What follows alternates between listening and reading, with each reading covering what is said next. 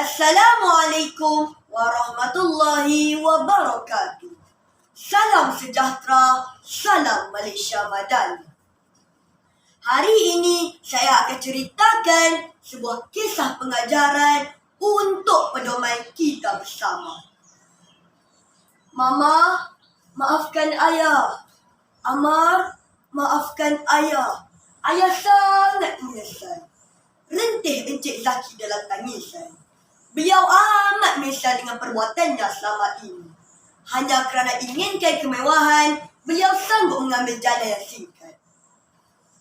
Kawan-kawan sekalian, begitulah kesudahan cerita yang bertajuk Maafkan Ayah yang akan saya sampaikan pada hari ini. Amar merupakan seorang murid yang ceria. Dia juga dari keluarga yang berada. Setiap hari, dia akan dihantar oleh ayahnya ke sekolah dengan kereta mewah. Pakaian dan alat tulisnya semuanya berjenama mahal. Apa sahaja yang dihajatinya pasti akan ditunaikan oleh ayahnya. Oleh itu, dia sentiasa menjadi tumpuan dalam kalangan murid-murid lain di sekolahnya. Sungguh pun begitu, Amar bukan seorang yang sombong. Malahan, dia juga tidak memilih kawan. Dia berkawan dengan semua orang. Oleh sebab itu, dia amat disenangi oleh kawan-kawannya. Salah seorang kawan rapatnya bernama Haikal. Mereka belajar di kelas yang sama. Setiap hari, mereka sering menghabiskan masa bersama. Kring-kring, loceng berbunyi, menandakan tamatnya waktu bersekolahan. Semua murid bergegas keluar dari kelas untuk pulang ke rumah masing-masing. Amar dan Haikal berjalan beriringan keluar dari kelas mereka. Amar terus menuju ke arah kereta bapanya yang sedang menunggu di suatu sudut di luar pagar sekolah. Haikal pula hanya berjalan kaki sahaja pulang ke rumah. Semasa Haikal ingin meneruskan perjalanannya, tiba-tiba Amar menjerit memanggilnya. Haikal, jomlah naik kereta dengan aku, ajak Amar. Tak apalah Amar, aku jalan kaki sahaja, jawab Haikal. Lagipun rumah aku dekat je dengan sekolah, sambung Haikal lagi. Amar tidak mahu mendengar alasan Haikal lagi. Dia terus memegang tangan Haikal dan mengajak Haikal masuk ke dalam keretanya. Haikal hanya tersipu-sipu malu.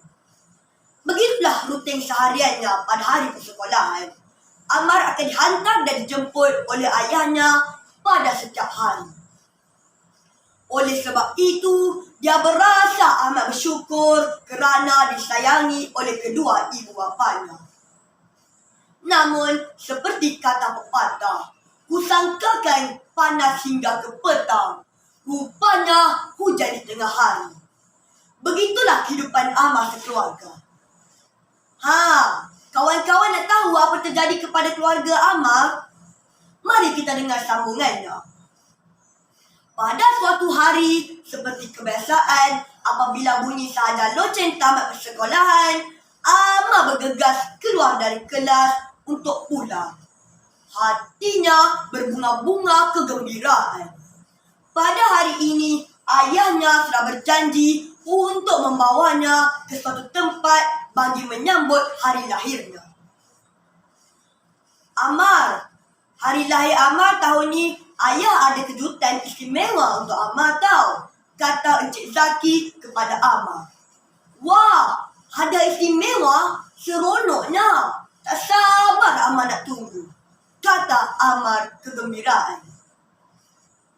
Terima kasih ayah, sayang ayah, ucap Amar lagi. Mencium ayahnya dengan mesra. Ibunya yang hanya mendengar perbualan tiap dua beranak itu tersenyum manis. Amar sememangnya lebih rapat dan manja dengan ayahnya. Masa terus berlalu. Amar melihat jam yang dipakainya. Jam sudah menunjukkan pukul 2 petang. Namun, kelibat ayahnya masih belum kelihatan. Di mana ayah ni? Sekarang pun tak nampak-nampak lagi. Rungut Amar. Amar terus menunggu dengan sabar. Mungkin ayah ada mesyuarat agaknya, fikir Amar lagi. Selang beberapa minit, sebuah kenderaan berhenti di hadapan Amar. Maka keluarlah pemilik kenderaan tersebut. Cikgu, sapa Amar apabila melihat kelibat guru kelasnya. Amar, mari cikgu hantarkan kamu pulang. Hari ini, ayah kamu tidak dapat ambil kamu. Jelas guru kelasnya. Tapi, kenapa cikgu? Tanya Amar keheranan. Tak apa. Nanti, sampai di rumah, kamu akan tahu jawapannya. Jawab cikgunya dengan nada yang agak sayu. Baiklah, terima kasih cikgu, ucap Amar, lalu masuk ke dalam kereta milik guru kelasnya itu.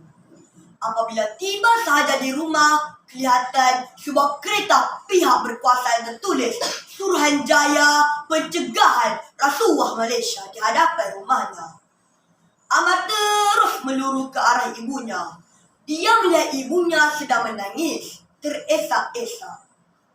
Ibu, kenapa ni ibu? Mengapa ibu menangis? Soal Amar bertalu-talu. Kenapa ayah tak datang jumpa Amar? Sambung Amar lagi. Kelihatan sosok tubuh seorang lelaki yang tangannya digari. Amar terkejut melihat keadaan ayahnya sedemikian.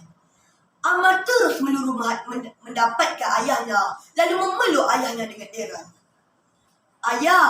Ayah, kenapa dengan ayah? Tanya Amar sambil menangis teresak-esak. Lepaskan ayah saya, encik, pinta Amar. Ibunya hanya mampu melihat dalam keadaan kesedihan. Maaf, Mama, maafkan ayah. Amar, maafkan ayah. Ayah sangat menyesal. Rintih Encik Zaki dalam tangisan. Beliau amat menyesal dengan perbuatannya selama ini. Hanya kerana inginkan kemewahan, beliau sanggup mengambil jalan yang singkat. Akhirnya, ayah Amar telah ditahan oleh Suruhanjaya Pencegahan Rasuah Malaysia selepas dipercayai terlibat dalam kes rasuah dan pecah amanah. Begitulah seperti kata pepatah. Sesal dahulu pendapatan, sesal kemudian tidak berguna. Sejak kejadian itu, kehidupan Amar sekeluarga berubah.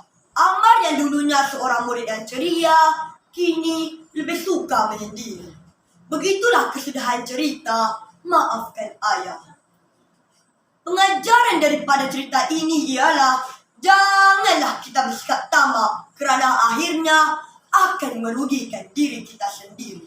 Sekian, terima kasih. Wabillahi taufiq wal hidayah. Assalamualaikum warahmatullahi taala wabarakatuh.